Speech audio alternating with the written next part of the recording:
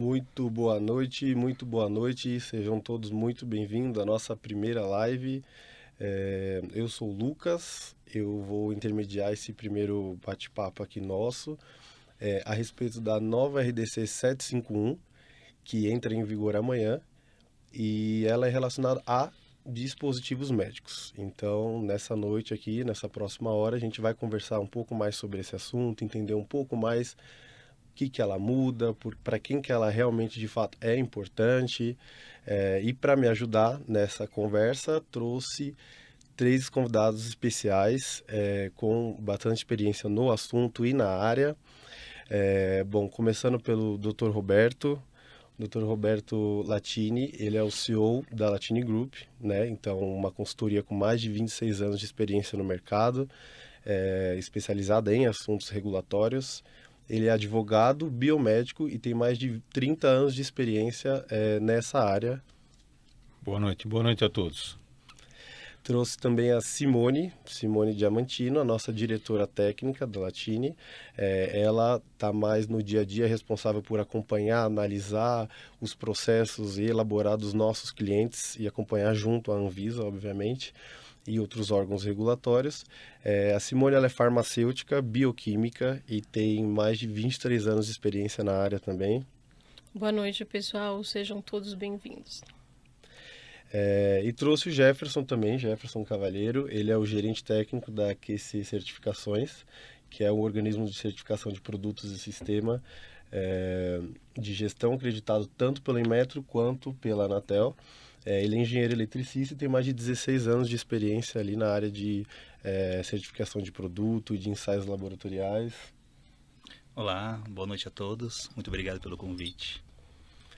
Bom, vocês que estão acompanhando a gente pelo Instagram e pelo Facebook, eu convido vocês a entrar no link que está nos comentários para vir pro YouTube. A gente vai continuar a nossa conversa, vai se prolongar no YouTube, então eu convido vocês a clicarem e migrarem pro YouTube, que é lá que a gente vai conversar. Então agora eu estou encerrando com vocês do Instagram e do Facebook, esperando vocês no YouTube. Bom, antes de começar a entrar no assunto, a falar um pouco mais dessa legislação, eu quero convidar todos a participar com a gente, a compartilhar experiências, tirar as dúvidas nos comentários, né? Até compartilhar com a live com pessoas da área que vai ser importante participar do assunto, que seja desse meio. Então, deixe as suas perguntas, se possível, do lado da pergunta já com o e-mail de vocês para a nossa equipe entrar em contato depois para esclarecer tudo, caso não dê tempo de tirar todas as dúvidas durante a live. Então, se possível, quando fizer uma pergunta, coloca o seu e-mail do lado para a gente conseguir responder e atender todo mundo. Mas vai ser super importante para a gente ter a participação de vocês nesse momento, compartilhando e tirando as dúvidas e comentando. Bom, começar então com o Dr. Roberto. Dr. Roberto, para a gente entrar um pouco mais no assunto, antes mesmo de se aprofundar, conta um pouco para a gente do que se trata essa RDC, que tipo de empresas que essa RDC realmente afeta e precisa prestar atenção nessa nova legislação. Ok. Bem, a Lei 6360 de 1976 e o Decreto 8077 de 2013, eles definem que nenhuma empresa pode operar no país, nenhuma pessoa jurídica pode operar no país fabricando, importando, distribuindo, transportando, fracionando, armazenando produtos sujeitos ao regime de vigilância sanitária sem ter uma autorização de funcionamento. Portanto, sem estar devidamente registrada nesse Sistema Nacional de Vigilância Sanitária. Esta resolução específica trata de produtos, outrora conhecidos como produtos para a saúde, agora denominados dispositivos médicos. Trata desse grupo de produtos, que são os equipamentos, materiais e descartáveis, voltados para a área laboratorial, odontológica ou médico-hospitalar. Então, todas essas empresas que lidam com esse tipo de produto devem prestar atenção nessa resolução. Uhum. E que tipo de produtos dentro dessa categoria que você comentou agora, que tipo de produtos que essa nova resolução não se aplica? Tá. ela não vai se aplicar para os produtos de diagnóstico in vitro, que continuam cobertos pela RDC 36 de 2015, não se aplica a produtos usados e recondicionados, que também têm resoluções específicas, não se aplica a produtos médicos, dispositivos médicos sob medida, fabricados sob medida para determinado paciente, e não se aplica a produtos para a saúde originados de células, sangue, órgãos e tecidos humanos. Quando a gente fala de classificação de risco, que a Anvisa ela promove esse debate, essa informação de classificação de risco para produtos, nessa nova resolução se mantém? Teve alguma alteração relacionada a essa classificação? A Anvisa manteve as 4 classes de risco, ou seja, da classe 1 à classe 4, do risco mais baixo ao risco mais alto. Entretanto, quando você fala de regras, ela saiu de 18 regras que existiam na RDC 185 para 22 regras agora.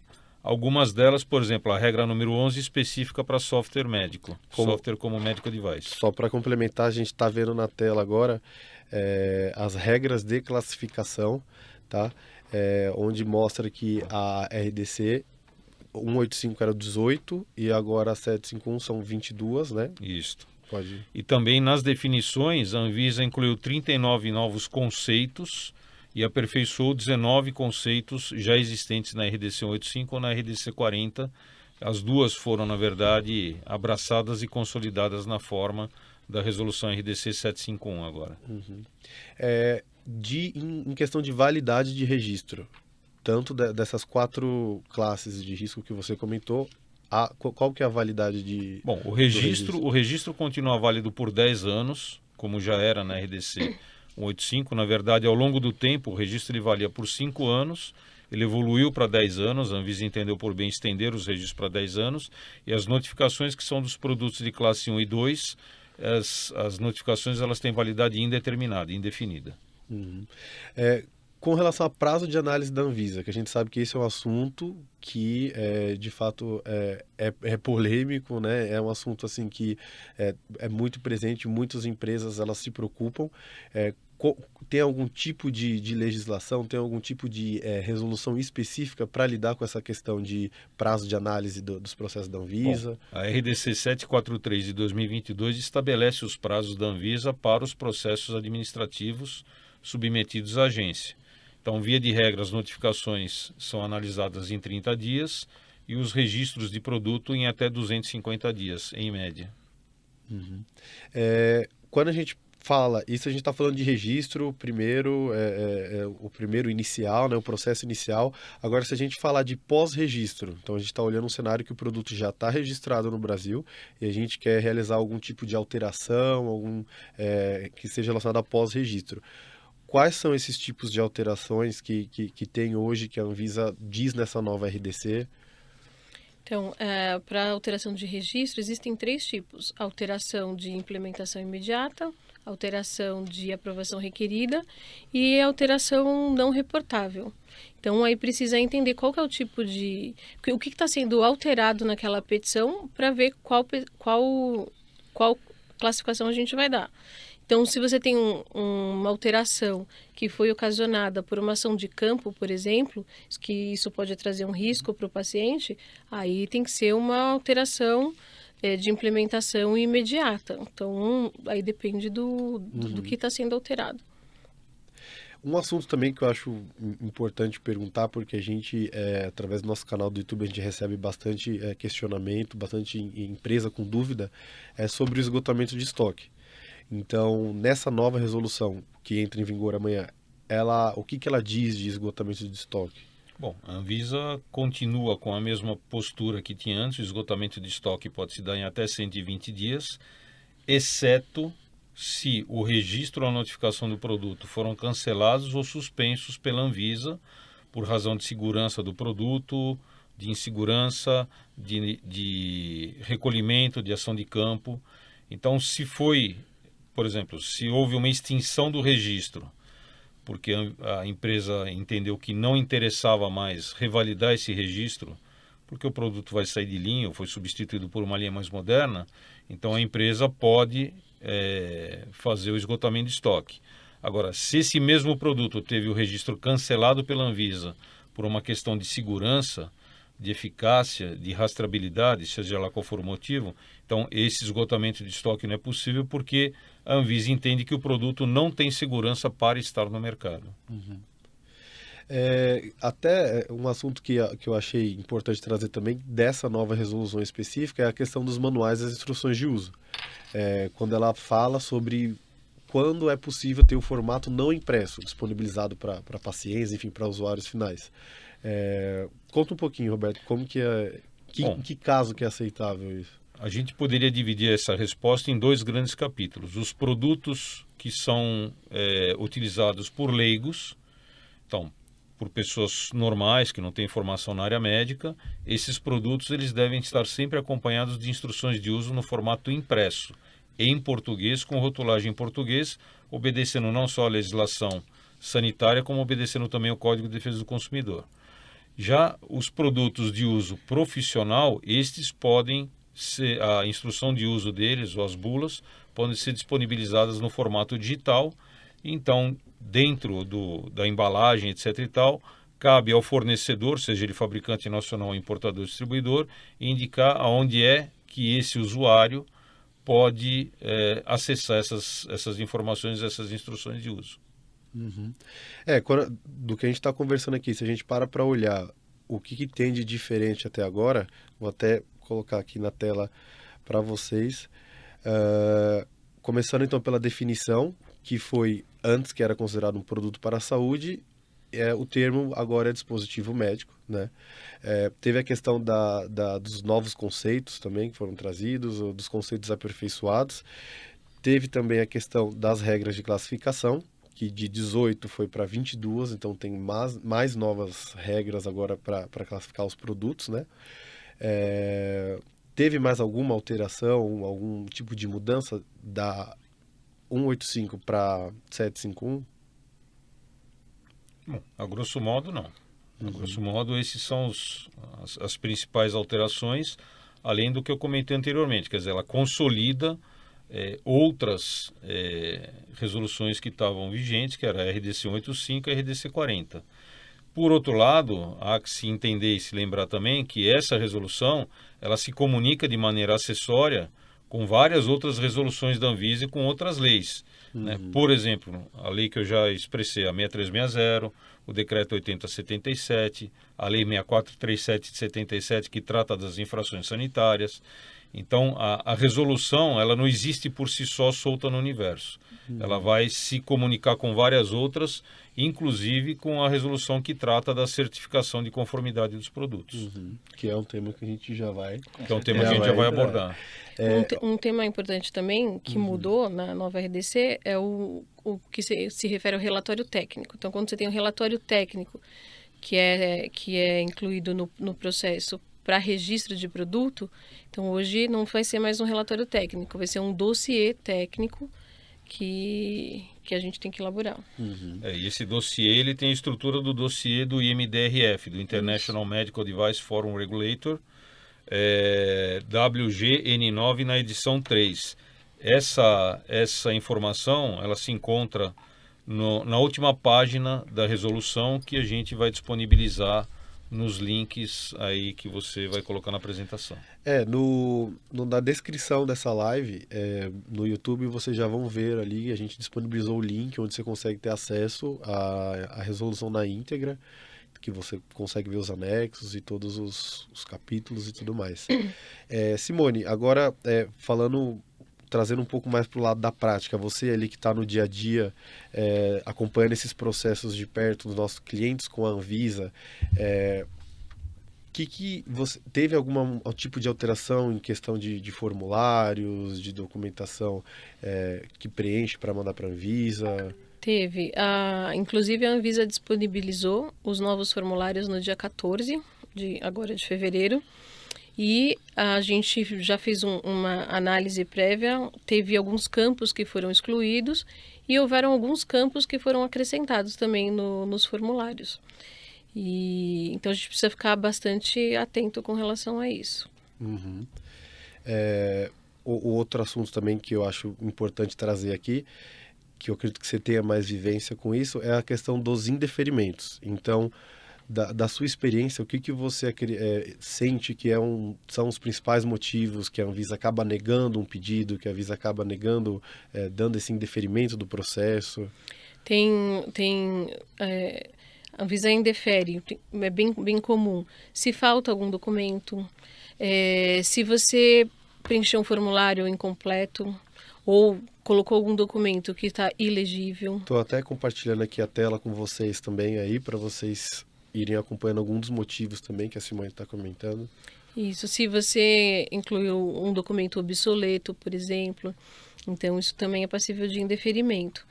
Aqui a gente também tem que ficar bem atento, porque a Anvisa está bem rigorosa com relação à documentação apresentada referente à segurança e eficácia, referente a estudos de estabilidade.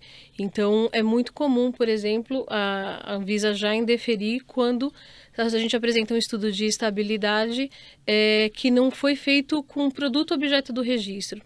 Então, a gente vê muito isso, não só estudo de estabilidade, mas outros testes que são feitos com um produto similar. Às vezes a empresa faz um racional explicando por que está fazendo aquele estudo, mas a Anvisa também não tem aceitado. Esse tem sido um grande motivo de indeferimento. E com relação aos estudos de estabilidade, que é muito comum, a gente tem muita pergunta dos nossos clientes, né? Os testes de estabilidade, eles precisam ser feitos não só com a embalagem. Então, você tem que analisar o desempenho do produto ao longo do tempo. Então, a gente tem bastante questionamento da Anvisa com relação a isso. Continuando ainda no assunto mais na prática, quando a gente olha para as documentações, essa nova resolução, ela traz alguma novidade, alguma imposição em questão de tanto de documentação quanto das línguas que serão aceitas? Sim, a Anvisa define claramente que só serão aceitos os documentos se estiverem em português, inglês e espanhol, com exceção das instruções de uso, rotulagem, manual de operação. Esses devem ser sempre em português. E no caso de produto para uso leigo, por exemplo, aí todo o material tem que ser apresentado em português, não é aceito outro idioma. Estou compartilhando também agora uma tela com vocês a respeito dessa questão de documentação, línguas aceitas pela agência. E um prazo também que eu acho interessante comentar é a questão, como ela entra em vigor amanhã, essa nova RDC, como que ficam os processos que foram feitos até hoje, por exemplo? Isso é um ponto bem importante, Lucas. Todos os processos que foram protocolados na vigência da 185 serão analisados de acordo com a 185. Então, se a gente tem um processo que ainda está em análise e não foi aprovado, ele vai ser analisado de acordo com a legislação antiga. Só vai ser analisado com relação à RDC 751 que for protocolado a partir de amanhã, a partir do dia 1 de março. Tudo que foi protocolado antes é analisado de acordo com a legislação que estava vigente na época, que é a 185. Agora, até trazendo um pouco o Jefferson para a conversa, quando a gente fala sobre certificação, processo de certificação, né? Então, vocês que têm essa experiência, vocês que trabalham, são acreditados pelo Inmetro, tanto quanto o Anatel, quando que é aplicável? Em que situação que uma empresa ela precisa ter esse certificado de conformidade do Inmetro ou do Anatel?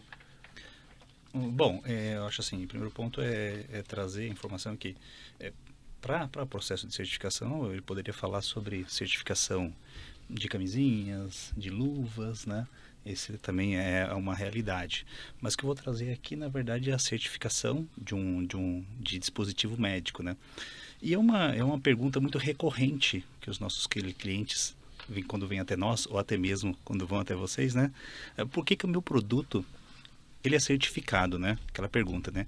Ele já passa por todas aquelas etapas, né? Da nova RDC, mas e por que é necessário certificar? Então, basicamente, eu acho que a gente tem que entender que existe a necessidade que é a própria RDC 549 de 2021, que ela torna compulsório os dispositivos sob regime de vigilância sanitária, que são os equipamentos, né, os equipamentos médicos, os de uso laboratorial, os usos odontológicos, né?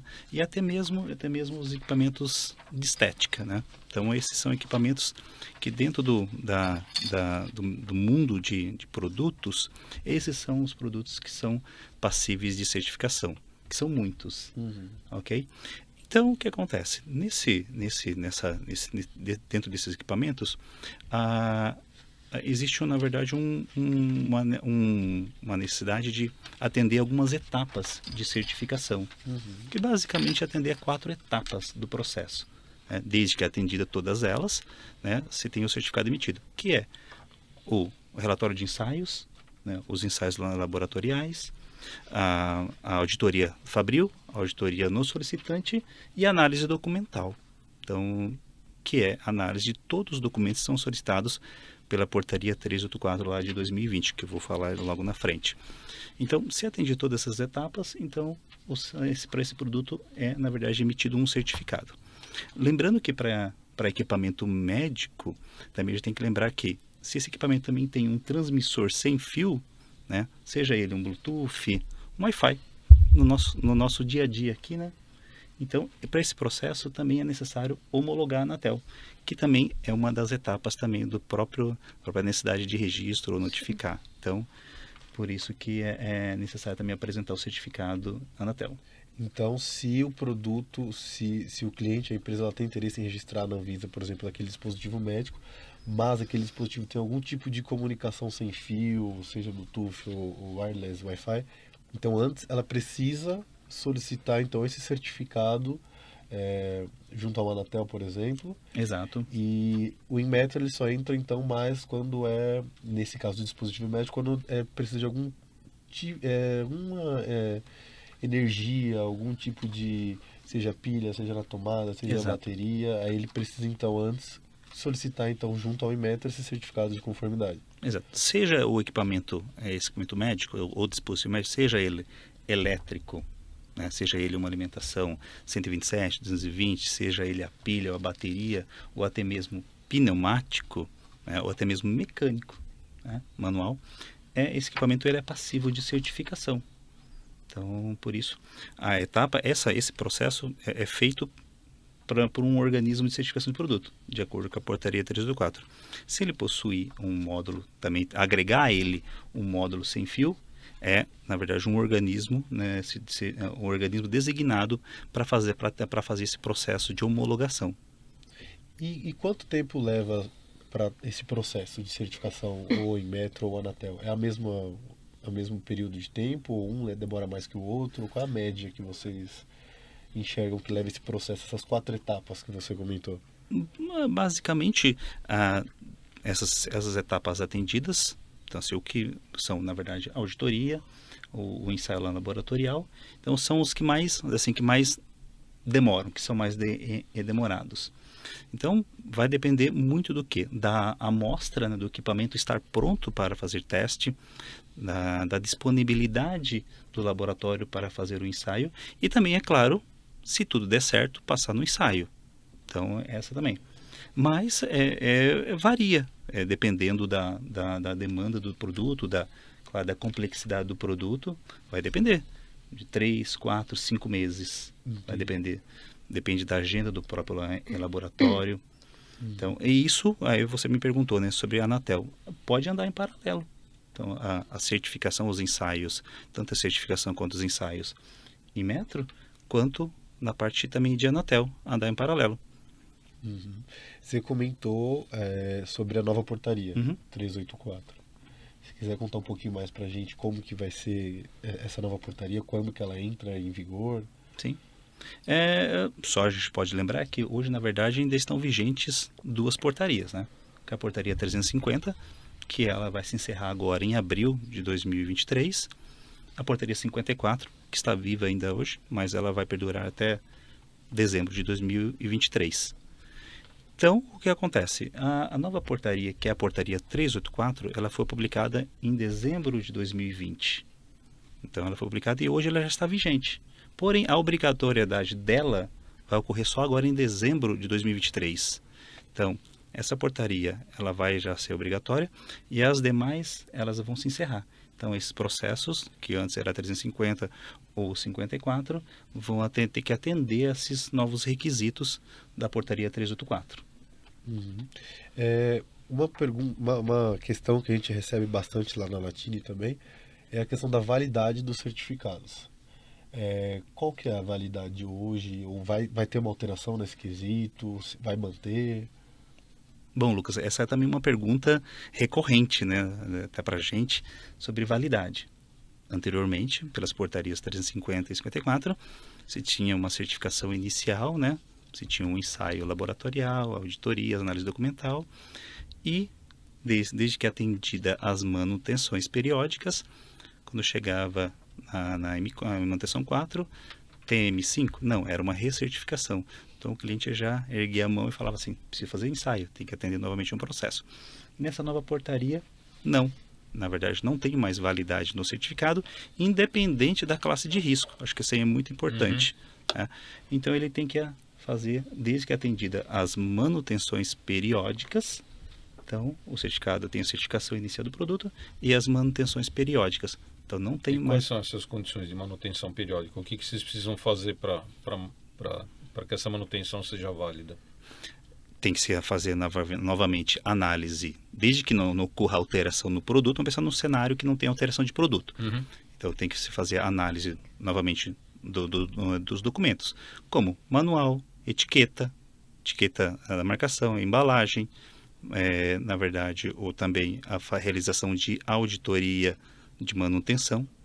No solicitante, no solicitante e no fabricante também. E essa auditoria anual? A auditoria é anual. Tá. Então, assim, tem que atender os requisitos aqueles que foram também realizados na certificação inicial. O que foi alterado, então, em relação às outras portarias do Inmetra, que basicamente você não refaz os testes a cada 5 anos, é isso? Exatamente. Essa é até uma boa pergunta que você fez, doutor Roberto. E os ensaios? Eu só não tenho um ensaio lá na certificação inicial, né? Em que situação que eu vou fazer teste? Ou em que situação que eu não vou fazer ensaio? Então, assim, é uma pergunta que sempre ocorre. Se o produto não tem alteração nenhuma no produto, então não há necessidade de fazer testes. Então, só vai ocorrer necessidade de ensaio em 2 cenários. Uma alteração do produto, se nessa alteração exigir ensaios laboratoriais, né? Se tiver algum impacto significativo quanto à segurança, então seriam requeridos aí ensaios de segurança, seja segurança elétrica ou compatibilidade eletromagnética. Então, e claro, também num cenário também da alteração de versão de norma, que é conforme a instrução normativa que hoje é vigente a 116. Então, você tem uma atualização normativa. Então, se ele fez o teste numa versão que está vigente hoje, mas ao final do ano ou qualquer momento seja publicada uma nova instrução e que tenha uma exigência de uma nova norma, então, e se há necessidade de ensaios, então o organismo de certificação ele vai comunicar ao cliente e informar que haverá necessidade de novos ensaios para atender essa nova norma. Tá. E agora que a gente conseguiu debater, conseguiu entender do que se trata essa nova RDC, para quem que ela é importante, o que alterou nela, quando a gente olha daqui para frente, então a partir de amanhã que de fato ela entra em vigor, o que a empresa precisa saber para ela se adequar? O que ela precisa mudar no registro dela? O que ela precisa se adequar de fato para estar legalmente de acordo com essa nova legislação? Bom, eu entendo que para a empresa, em primeiro lugar, ela tem que preservar, ela tem que fazer aquilo que a gente chama de blindagem regulatória. Bom, o primeiro passo dessa blindagem regulatória vai ser o quê? Se é uma empresa que já tem produtos notificados ou registrados, essa empresa vai ter que comparar a sua classificação de risco e as regras aplicáveis para saber se o produto dela não saiu de um registro para uma notificação ou o contrário, que é o caso mais crítico, não saiu de uma notificação para um registro. Por que isso? Porque aquele produto que era passível de notificação e agora ele é passível de registro por uma mudança de classificação regulatória, essa empresa ela vai demandar, em primeiro lugar, a certificação de boas práticas no fabricante, seja ele nacional ou seja ele um fabricante estrangeiro. Esta certificação ela pode levar de 6 meses a 1 ano, de acordo com a RDC 743 de 2022, então não é um processo rápido, e a gente tem que considerar que a própria RDC 751, ele estabelece um prazo de até 365 dias a contar de amanhã, para que as empresas adequem esses processos. Tá? Isso vai demandar, a Simone pode falar melhor do que eu, mas isso vai demandar um processo de reenquadramento sanitário, que vai ter aí diversas etapas, inclusive a certificação de boas práticas. Então a gente tem que lembrar que um produto sujeito a registro, né, que são os produtos de classe 3 e 4, portanto, com necessidade de boas práticas, esses registros eles nunca são concedidos de maneira isolada simplesmente com a análise do dossiê. Ele sempre é concedido em conjunto a análise do dossiê com o certificado de boas práticas emitido pela Anvisa. E esse certificado é válido por 2 anos. Então, a cada 2 anos, essa empresa tem que investir um valor hoje aproximado de R$74 mil, para que ela possa, isso por unidade, né, para cada unidade fabril, para que ela possa ter a certificação a certificação de boas práticas relativa ao local de fabricação desse produto. Então, no meu melhor entendimento, a primeira coisa que a empresa tem que fazer é essa lição de casa, é saber se as classificações dos produtos notificados e registrados permanecem ou se ela teve alguma alteração. Entenda essa alteração, ela vai ter que promover essas mudanças. Eu vou compartilhar na tela com vocês também, vocês estão assistindo pelo YouTube, um pouco do que o Dr. Roberto acabou de comentar com a gente. Então, se tiver uma alteração de notificação para registro, tem uma providência que ele deve ter tomado, um processo de enquadramento sanitário.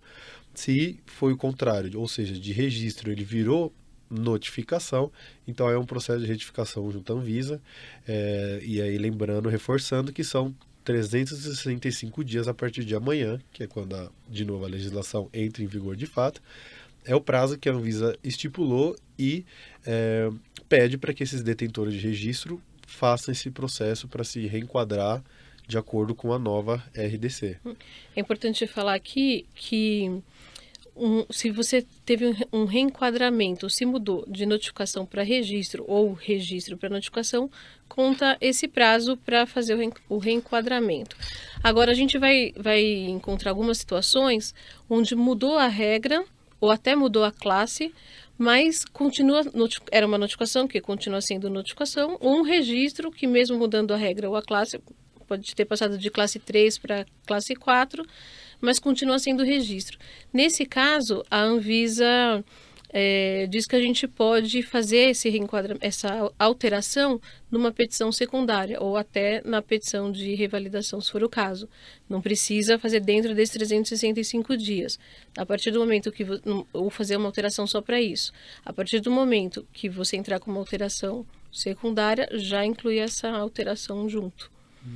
É importante também ressaltar que nós fizemos um questionamento para a Anvisa que ainda não teve resposta, nós estamos aguardando, que é o seguinte: uma situação, por exemplo, que a Simone falou, você tem um produto que é passível de registro pela RDC 185 e ele continua passível de registro agora pela RDC 751. Só que esse produto, só para dar um exemplo, né, uma situação hipotética, ele era um produto de classe 3 e agora ele virou um produto de classe 4. Então, a certificação de boas práticas da fábrica foi uma certificação de produto classe 3. E agora esse produto virou classe 4. Então, como fica essa certificação de boas práticas? Porque, na verdade, eu não estou agregando uma nova classe no certificado de boas práticas que eu já tinha, que eu já apresentei naquele registro original de classe 3. O que eu estou fazendo é uma alteração de classe 3 para a classe 4. Então, o que nós questionamos a Anvisa é o seguinte: como é que a empresa deve agir agora? Ela vai solicitar uma nova inspeção, porque veja, se você vai alterar a classe do teu produto, porque você agora teve uma alteração da resolução, acompanhando esse processo, nosso melhor entendimento é que isso deve ser acompanhado de um certificado de boas práticas para a classe adequada. Eu não posso pedir o registro, alterar um registro de classe 3 para classe 4, acompanhado de um certificado de classe 3. Né? a coisa vai ficar um pouco confusa. A gente ainda não teve essa resposta da Anvisa e fica aqui o compromisso da gente compartilhar essa resposta tão prontamente a Anvisa nos informe. Por que eu estou falando isso? Porque, obviamente, você solicitar uma nova inspeção, se for o caso, se a Anvisa assim entender, para que haja uma mudança no certificado de conformidade, isso vai implicar de novo no investimento de quase R$75 mil, de alguma forma, numa maioria dos casos, eu poderia assumir na maioria dos casos, num prazo em que isso não está previsto pela própria empresa.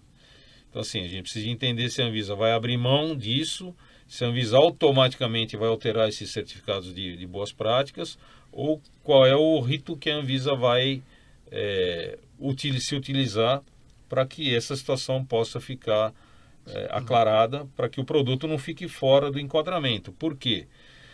Da mesma forma, também nós entendemos que da mesma forma que se a empresa não corrigir, por assim dizer, não se adequar nesses 365 dias que são dados de prazo, da mesma forma ele também não pode seguir vendendo um produto que esteja com enquadramento incorreto, porque além de ficar sujeito a sanções administrativas, você tem a Lei 6437 de 77 que versa sobre as infrações sanitárias. Então a Anvisa estaria empurrando essa empresa de alguma forma a cometer uma sanção administrativa, um deslize administrativo e uma infração sanitária. E a empresa ela não pode responder por isso, enquanto a obrigação do esclarecimento, do aclaramento da situação é da Anvisa. Então nós já questionamos a Anvisa, na verdade nós já mandamos uma série de questões para a Anvisa, a maioria foi respondida, mas essa especificamente ficou na pendência de uma resposta. Eu acho que eles estão tentando discutir internamente o que fazer com isso, mas assim que a gente receber, a gente informa para o mercado. Só para ficar claro, o que a Anvisa fala, você tem que fazer uma alteração da certificação para inclusão de classe. Mas o que você está explicando é quando não mudou uma fábrica que só tem aquela classe de produto, não tem mais de uma classe de produto, e aí por exemplo, não se aplica uma inclusão de classe. Que era classe 3, e agora essa mesma prótese implantável, essa mesma linha de produção vira uma classe 4.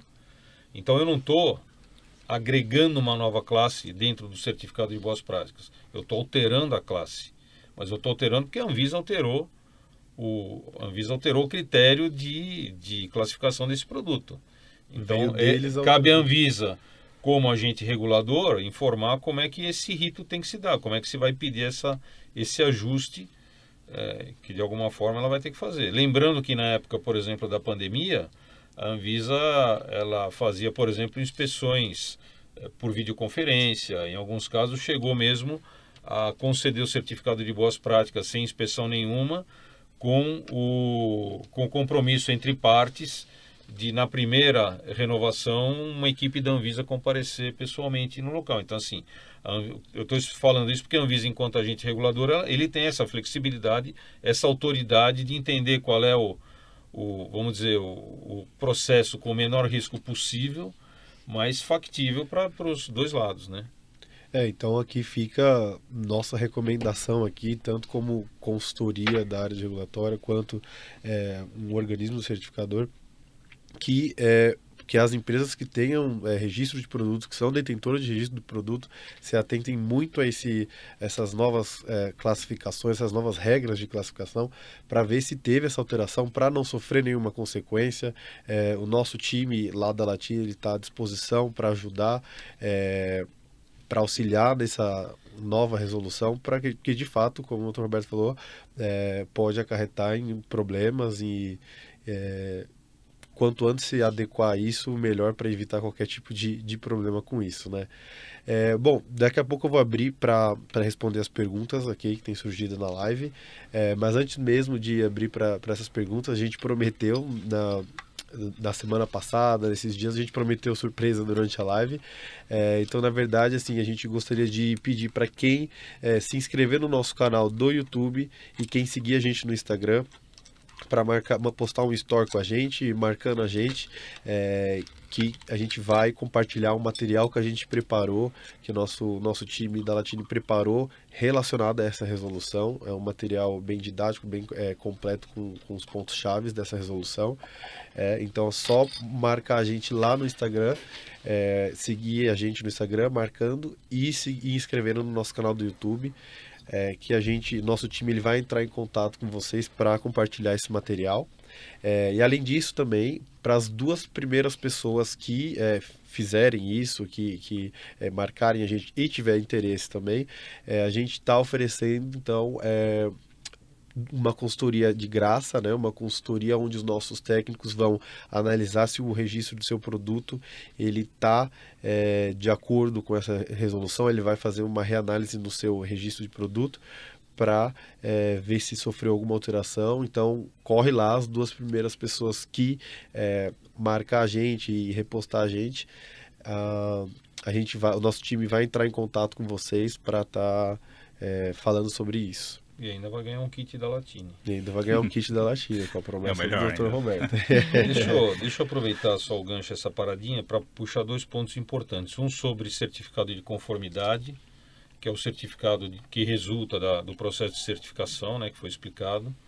Então, só para deixar claro que o artigo 3º, aquilo que está definido no artigo 3º, parágrafo 1º da RDC 549 de 2021, segue valendo, ou seja, se o produto é passível de certificação e a empresa já tem um certificado de conformidade, esse certificado substitui o certificado de livre comércio no caso dos produtos importados. Tá? Também é importante dizer o seguinte, que é uma confusão assim, bastante frequente, já desde a época da RDC 185. O processo de registro de um produto, ou mesmo, no caso é um processo de um registro de produto de classe 3 e 4, ele pode ser protocolado utilizando-se simplesmente uma cópia do protocolo do pedido de certificação de boas práticas. Mas o certificado de conformidade, que trata da certificação eletromédica, este tem que estar emitido, este tem que estar finalizado. Então a gente não pode receber do organismo certificador um protocolo, a gente precisa receber do organismo certificador um certificado finalizado e válido, porque isso vai indicar para a Anvisa que o produto atende os requisitos de eficácia e principalmente segurança que estão estabelecidos pelo Inmetro. Então também deixar claro que aqui na mesa tem nós estamos falando basicamente em 2 frentes, né? Metrologia daquele lado e saúde desse lado. Exato. As 2 coisas se juntam para formar o registro de um produto nessa área. E outro ponto importante é que os prazos de revalidação dos registros não foi alterado. Então esse prazo de revalidação dos registros, ele consta da RDC, se eu não me engano é espera aí que eu já vou fazer uma colinha aqui, 250 de 2004, que trata no seu artigo 3º que o prazo é de 12 a 6 meses da data de vencimento. Então, como os registros hoje valem por uma década, no último ano do decênio, quando começar o último ano do decênio, até 6 meses de calendário, para acabar esse decênio, é o prazo que a empresa tem para revalidar esse registro. Se ela não revalidar, ela pode registrar o produto novamente, só que ela vai passar por todo o rito, que será o rito válido naquele momento, né? A gente sabe que a legislação sanitária ela é bastante dinâmica, então não necessariamente será tudo o que nós estamos falando hoje, daqui a 10 anos pode ser uma coisa diferente, mas o problema é que você vai mudar o número do registro. E ao mudar o número do registro, você pode ter problema com instruções de uso que você já tem impressas, com embalagens, porque você tem produtos que são vendidos em volume. Então você já vai ter um caminhão de embalagem pronto e cujo número de registro não vai equivaler à sua realidade, tá? Só para deixar esses 2 pontos claros também. Bom, estou pegando aqui agora alguns comentários que vocês têm deixado aqui na nossa live. O primeiro comentário aqui questionaram a questão do tempo que demora para registrar máscaras descartáveis e luvas. Bom, um registro leva até 250 dias. Está na RDC 743 de 2022. Uhum. Agora, a luva tem esse detalhe. A luva cirúrgica, por exemplo, ela tem que passar por algumas certificações antes da gente conseguir fazer o registro. Então você tem que fazer uma certificação em metro. Você tem que obter o CA, o Certificado de Aprovação do Ministério do Trabalho, porque a luva a luva cirúrgica ela é considerada um equipamento de proteção individual, para depois, com esses 2 certificados, você conseguir entrar com o processo na Anvisa. Então, sem essas 2 certificações, se a gente protocolar o processo hoje, é um dos motivos que a Simone falou, e que, aliás, estão expressamente escritos aqui nessa nova resolução, é um dos motivos de indeferimento imediato desse processo. Com detalhe, se a Anvisa indeferir de imediato o processo, ela não devolve a taxa. Porque, legalmente, há uma taxa, a diferença da taxa de imposto, a grosso modo, é que o imposto não tem destinação certa. Então, quando você paga o imposto de renda, o governo pode comprar um caminhão de bombeiro, pode comprar combustível para foguete, pode comprar um avião para a Força Aérea, pode comprar o que for. Quando você paga uma taxa, contra aquela taxa você tem um serviço específico. O serviço que a Anvisa vende contra a taxa não é a aprovação nem a reprovação de um produto, é a análise do dossiê. Então a Anvisa entende o seguinte: se eu analisei o dossiê e está faltando documento, eu rejeito esse dossiê, mas a minha análise já está feita, seja qual for o resultado. Então, contra um protocolo, 3 coisas sempre podem acontecer. Isso também tem que ficar claro para o pessoal. Você pode ser aprovado, isso em qualquer processo administrativo. Você pode ser reprovado, você pode ter uma exigência. Vou imaginar que você está colocando na prefeitura uma planta para construir uma casa.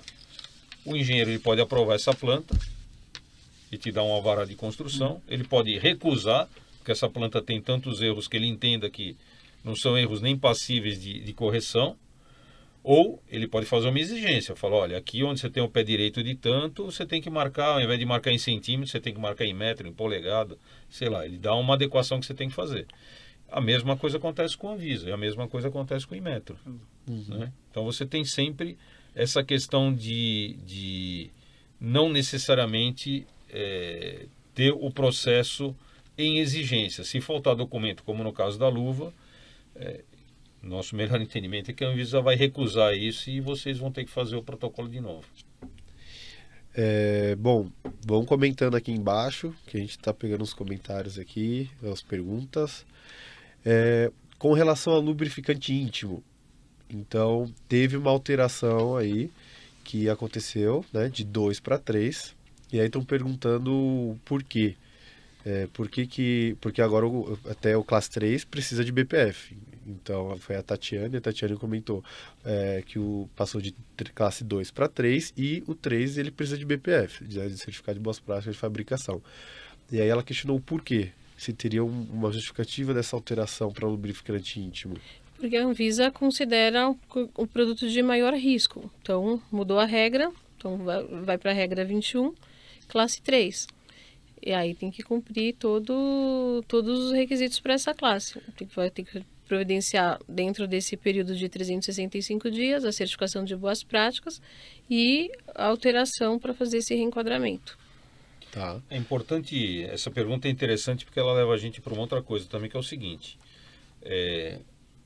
Vocês imaginem o nível, né, a quantidade de tecnologia médica disponível hoje. Quando eu falo tecnologia médica, eu estou falando tudo que essa resolução abrange, né? Tudo que essa resolução, na verdade, abraça, tudo que está debaixo dela. Exceto o diagnóstico in vitro, como eu falei, que está debaixo da RDC 36 de 2015. Então, conforme o tempo passa, a Anvisa e outras agências reguladoras no mundo, elas têm uma curva de aprendizado em relação a determinados produtos, onde ela pode apertar o critério, porque ela começa a ter uma série de efeitos colaterais, por exemplo, que não eram esperados. Então, no caso do lubrificante íntimo, você pode ter tido um número de notificações em tecnovigilância aumentado por qualquer motivo, irritações na região genital, enfim, e que levaram a Anvisa a considerar que aquele produto poderia ser um produto de maior grau de risco. Ou as agências, elas se comunicam internacionalmente, elas conversam entre si. Então você pode ter tido em outros lugares do mundo efeitos colaterais que a Anvisa entende que preventivamente ela deva aumentar o grau de risco de um determinado produto, como, por outro lado, na área de alimentos, por exemplo, a Anvisa desregulamentou um caminhão de coisas. Então hoje você tem vários alimentos, por exemplo, alimentos para atleta, via de regra não são alimentos registráveis na Anvisa, polivitamínicos e outras coisas. Então, tanto uma agência ela pode aumentar o grau de risco de um produto ao longo do tempo, como ela pode reduzir ou até anular. Se vocês procurarem, se vocês derem um Google aí, se vocês procurarem produtos não passíveis de registro na Anvisa, vocês vão ver que vai aparecer uma relação para vocês com mais de 100 produtos. Que a Anvisa entendeu ao longo do tempo que não eram produtos de grau de risco tão baixos que não eram nem dignos do tratamento regulatório. São produtos para a saúde, mas não são produtos para a saúde nem passíveis de notificação, tampouco de registro. A Margaret perguntou, o GMP, que é a BPF, né, não é de 3 anos? Bom, a GMP por enquanto é de 2 anos. Não mudou. Não mudou. Continua 2 anos, Continua e 2 a anos. revalidação a Isso. cada 2 Sim. anos. Tatiana perguntou também, lente de contato, se permanece como classe 2? Boa pergunta. Não lembro agora de cabeça, mas a gente responde A gente depois responde da live. pessoalmente para ela. Tatiane, deixe seu e-mail aqui nos comentários que a gente entra em contato. O Rodrigo, ele perguntou se vocês consideram hoje esse mercado que vocês exercem muito restrito e de difícil acesso.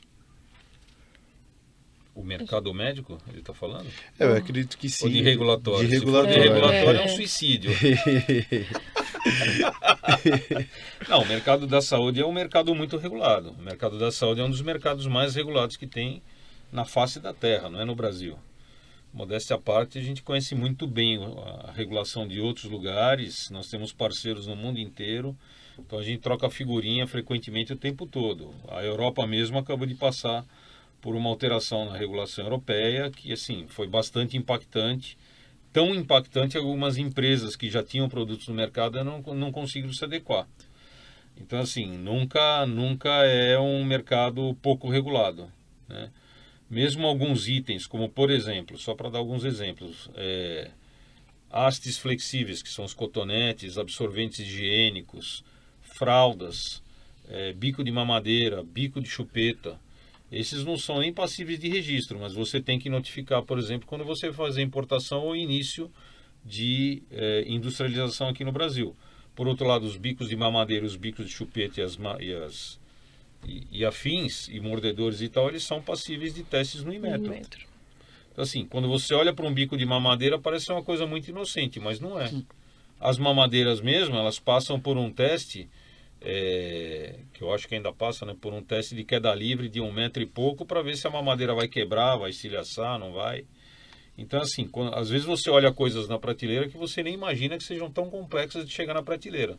Eu costumo brincar, eu falo que se as pessoas soubessem o que um produto tem que passar até ele chegar na prateleira, elas dariam mais valor. Então, assim, a resposta o mercado da saúde é um mercado complexo. Ele é um mercado complexo sob vários aspectos. Inicia-se no aspecto regulatório, que é a porta de entrada disso, mas depois você tem regulações, por exemplo, como a ANS, que é a Agência Nacional de Saúde Suplementar. Você tem, no caso de pesquisa com seres humanos, o CONEP. Você tem o CONITEC, que é o Comitê Nacional de Integração de Novas Tecnologias no SUS, que também age de alguma forma sobre a iniciativa privada nos hospitais e planos de saúde, enfim. Então, esse é um mercado que, na verdade, ele não é um mercado linear, ele é como uma teia de aranha. Eu costumo falar que depende onde cai a mosca, é o que você vai ter que fazer. Então, a gente percebeu aqui, por exemplo, quando o Jefferson falou das certificações e tudo mais, que você tem muitas variações.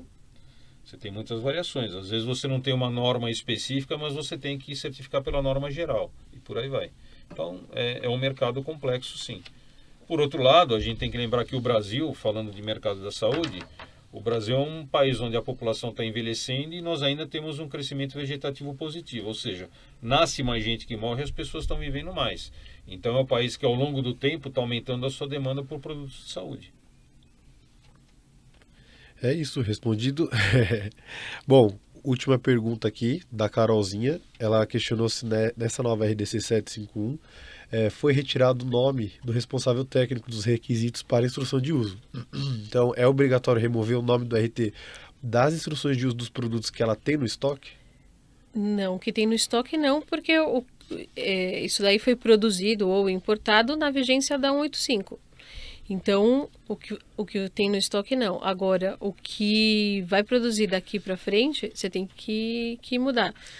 Aliás, se ela tem um estoque das instruções de uso e de rotulagem para o produto que vai ser fabricado agora na vigência da 751, aí você pode pedir esgotamento de estoque para a Anvisa e entra na parte de esgotamento de estoque. E a Anvisa pode te autorizar a esgotar o estoque em até 120 dias.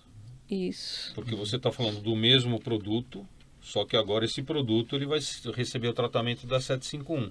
Mas a própria 751 ela tem uma previsão de esgotamento de estoque, de instruções de uso e embalagens de até 120 dias. Até porque, na prática, falando um pouquinho da prática, que a gente também tem esse lado, né, com importadoras e distribuidoras, você pode ter uma importação que está meio caminho. Você pode ter um navio que está no meio do mar agora, nesse instante. Ou um avião que está saindo hoje de Xangai e vai chegar aqui no Brasil daqui 48 horas, fazendo uma escala em algum lugar. Então você tem materiais que vão chegar no Brasil com o tratamento da 185, não com o tratamento da 751. Isso. E aí até a gente já fez um questionamento para a Anvisa. Eu vou ter que fazer uma alteração só para tirar o nome do responsável técnico, por exemplo? Sim, vai ter que fazer. Pode ser numa petição secundária, não precisa ser agora, mas vai ter que fazer. Então, outro ponto que precisa prestar atenção Sim. agora a partir de amanhã. Bom, tá chegando perto do fim, né? Tá complementando 1 hora já da nossa live. É um assunto bem extenso, é uma resolução bem extensa. A gente tentou abordar os pontos mais importantes, as dúvidas mais recorrentes, mas se deixar a gente fica aqui falando por horas, porque é um assunto bem extenso. Sim.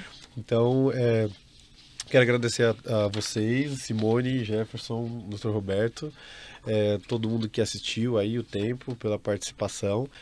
Deixa o e-mail de vocês nos nossos comentários que a gente vai entrar em contato. Para quem marcar a gente no Instagram, então, um print nosso no Instagram, a gente entra em contato também para compartilhar o material que a gente preparou dessa nova resolução. Reforço aqui que a Latini Group está à disposição se precisarem de algum auxílio, se tiver alguma dúvida. A Latini está, como eu já falei no início, presente há mais de 26 anos no mercado, mais de 29 mil processos aprovados em órgãos regulatórios. Então, o nosso time está à disposição para auxiliar vocês. Não esqueçam de seguir a gente nas redes sociais e no nosso canal do YouTube também, porque a gente posta bastante conteúdo relevante, com uma periodicidade grande. Então, não percam os conteúdos, sigam a gente. E obrigado novamente. E tem um e-mail, né, que a gente está disponibilizando para tirar as dúvidas com relação a 751. Isso, a gente, vou até divulgar o e-mail, que é o e-mail é rdc751@latinegroup.com. rdc751@latinegroup.com. Então, esse é o e-mail que está direcionado somente para tirar e auxiliar nessas questões da resolução. Então, Esse e-mail vai ficar aberto de hoje até 30 dias, tá? Então, assim, quem quiser tirar as dúvidas e tal, encaminha, a gente vai fazer o possível, responder o mais rápido possível. E também as dúvidas que vocês tiverem em relação à certificação de conformidade, vocês podem encaminhar para nós ou podem encaminhar direto nas redes sociais deles. Fala aí. Sim, pode estar enviando por e-mail para comercial@qccert.com.br e também nas redes sociais. Também Então, assim, vocês podem encaminhar as dúvidas sobre certificações para nós e nós reencaminharemos para eles, porque eles são os donos do processo, né? Como a gente fala em auditoria. Sim. Ou vocês encaminham direto para eles os questionamentos sobre as certificações. Bom, muito obrigado pela presença de todos. Por ter participado da nossa primeira live. Espero ver vocês numa próxima. Boa noite. Boa noite. Obrigada a todos.